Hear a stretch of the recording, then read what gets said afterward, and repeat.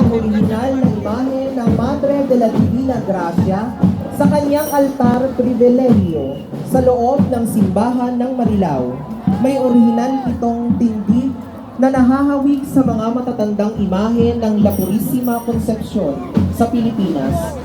Ang mga kamay ay nakaikong sa ayos ng pananalangin, nakatungtong sa globo at nakatapak sa ahas ang mga paa. Sa kanyang ulo ay korona at 12 bituin. Simula Congregación de las Hijas de Maria sa parokya ng San Miguel noong 1932 ni Reverendo Padre Rufino Santos.